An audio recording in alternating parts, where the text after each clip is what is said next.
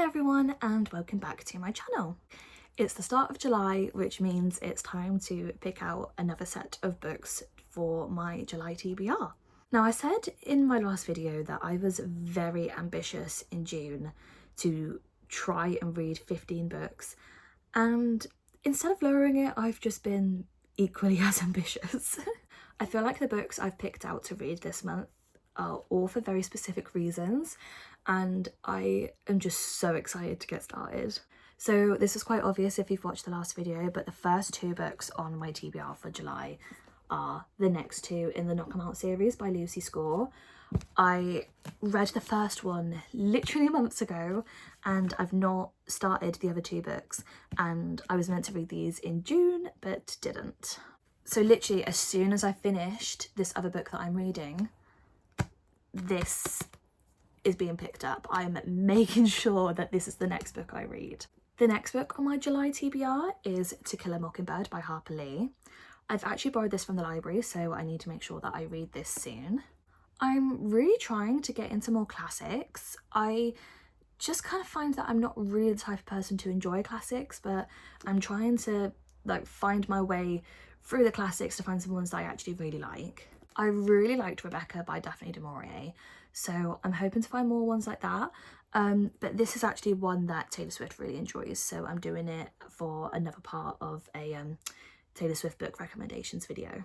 And it seems like this book has themes of prejudice and violence, so I am really intrigued by it actually. It's one of the classics that actually seems more up my alley, and it's under 300 pages, so that's exciting as well. And it's interesting as well because apparently it's touching but also quite humorous, so yeah, I don't fully know what to expect, but I am intrigued. The next book on my July TBR is Eat, Pray, Love by Elizabeth Gilbert. This again is a library book and a Taylor Swift recommendation, and it seems like this one's a bit more of a romance, and I am quite intrigued to read more romance stories in the summer.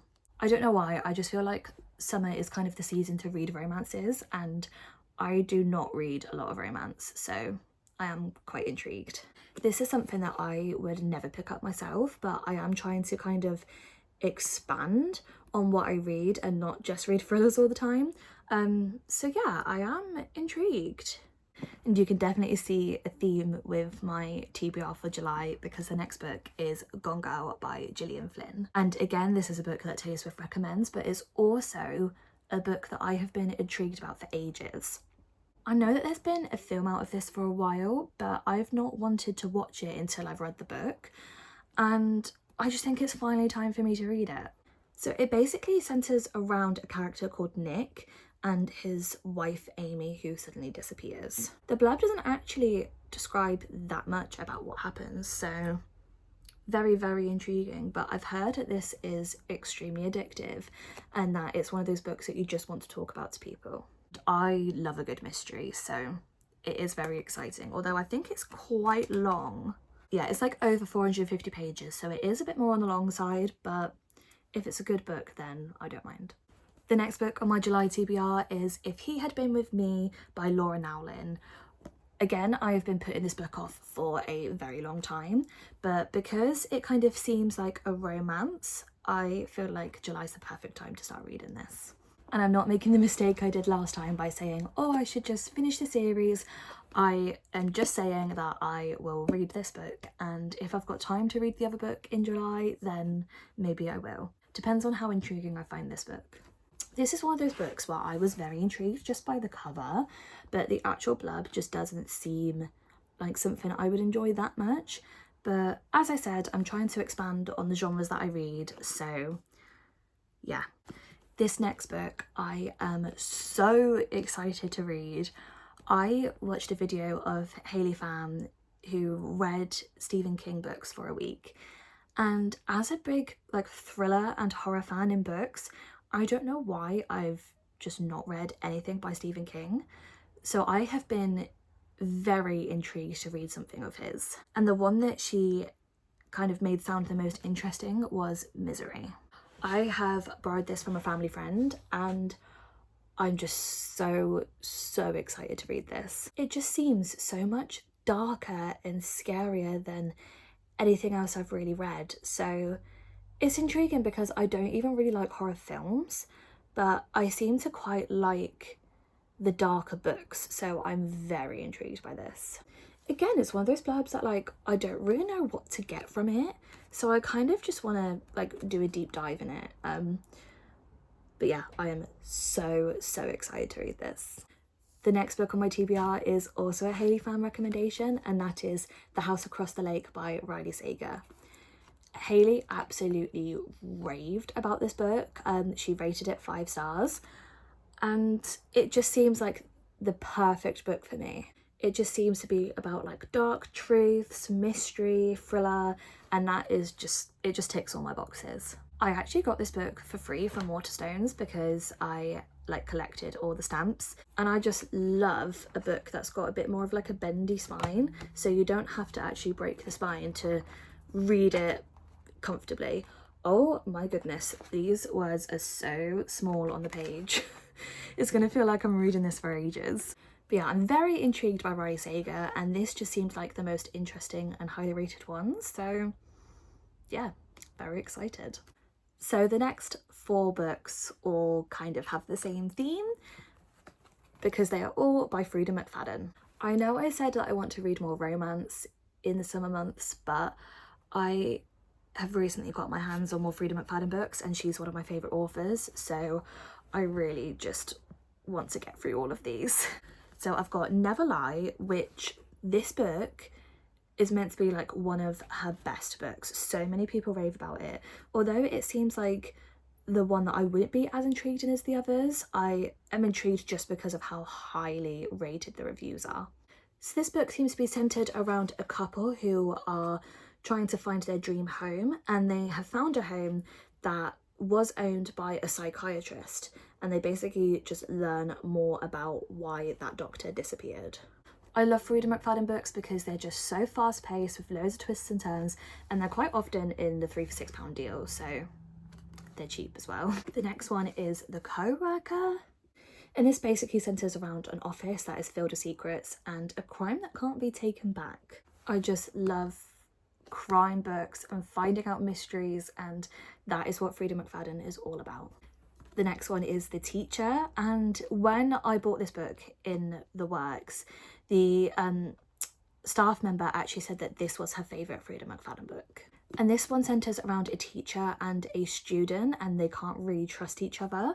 So with all the kind of YA books like centering around like high schoolers that I've read recently, this is quite intriguing, and it seems like it's probably more up my alley than those other books. And then the last Freida McFadden book I've got on my TBR for July is The Inmate. And this is probably the one that sounds most intriguing to me out of all the Freida McFadden books I've got.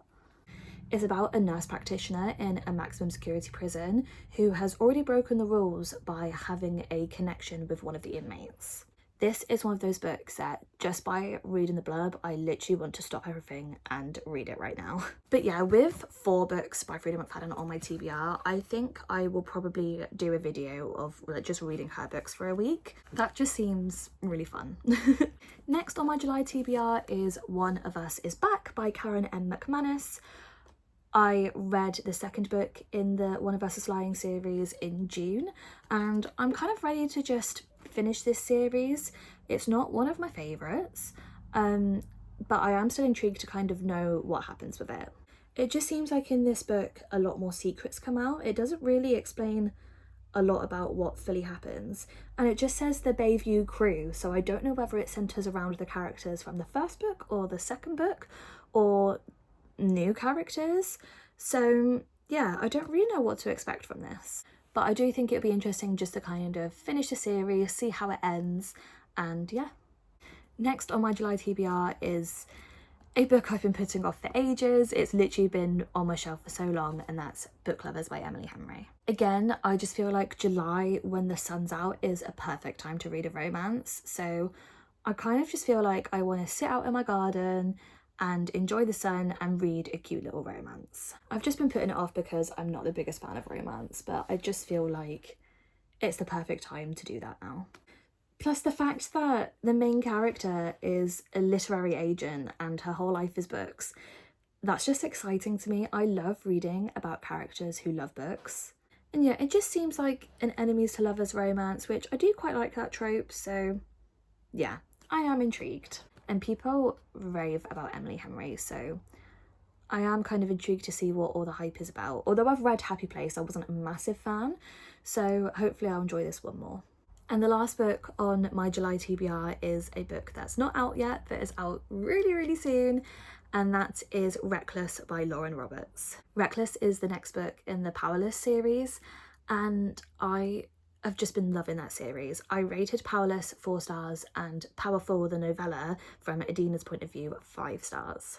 Since reading the novella, I literally just fell in love with the characters and the world all over again, even though I'm not the biggest fantasy fan, and I just need to read that book as soon as possible. It's been too long of a wait. But it comes out literally at the start of July, so I am very excited. So those are the books that are on my July TBR. I know that it's a very long list after saying that I was very ambitious in June.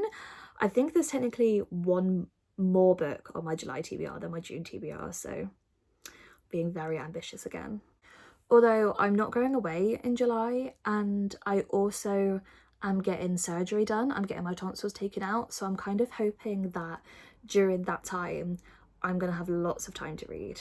It can go one of two ways. Either I can spend all my time reading or all my time sleeping. So we'll see what happens, but I'm aiming high, and if I don't complete my TBR, it's obviously not the end of the world. I'll just like push it back to my August TBR, but I am really excited about all these books. I feel like because my June TBR was quite varied and I had quite a few books that I just didn't really enjoy that much, I am really excited for this month, especially because I've actually got quite a lot of thrillers in there. I feel like I just kind of need my thriller fix. I feel like the main two themes I've gone for this month is thriller and romance, which are very different. So I'm kind of balancing thrillers, which I really love, and romance, which is probably what I read the least, but it's just the perfect season to read them. So yeah, I'm very excited. Let me know what's on your TBR for July and if you've read any of these books and what you think of them. Thank you so much for watching, and I will see you later.